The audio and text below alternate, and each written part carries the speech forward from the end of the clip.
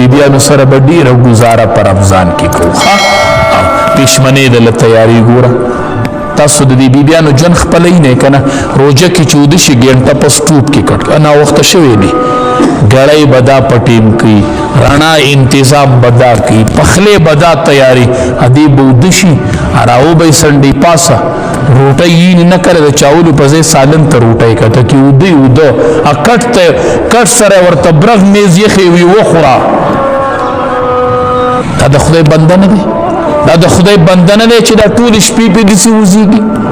واتق دعوة المظلوم دغه دواړه ټیمونه د قبلېدو ټیمونه دي خو یا د پیشمني ټیم دی تهجد ټیم دی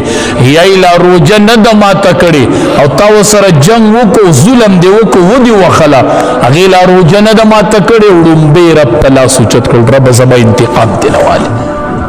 دا چې درته سویلی نشي د دې نه یریږه د دې تپوس د الله ذات کې واتق دعوة المظلوم شهر المواسات دا د همدردۍ میاشت ده همدردي پیژنئ همدردي دا ده که نه چې کلي کې غریب معلوم کا کلي کې فقیر معلوم کا کلي کې کونډه معلومه کا کلي کې بېوسه معلوم کا همدردي دې ته وایي همدردي دا ده شهر المواسات په دې کلي کې وګرځه غریبانان پکې وګوره ستا په درستخان به ماښام 15 سالنې پرتې هغې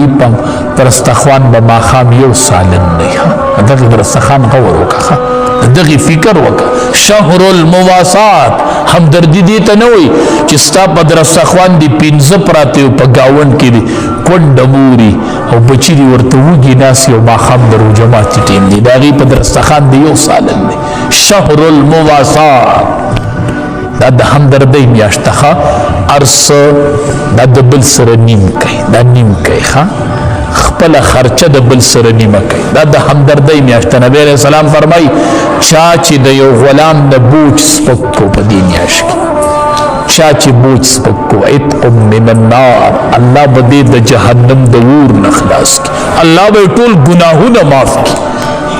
اوس خو غلام نشته دی خو د غلامانو مثل شته فقیر دې شته که نه نوکر د سره شته که نه دیاړیمار د سره شته که نه کرایهدار دې شته که نه زه وایم کاش خدای دې وس راکړي نو به یې وینئ نو زه وایم کاش چې دا کم خلق صاحب استطاعت دی د هغې په کوارټرو کې خلق دی زه وایم چې لاړلې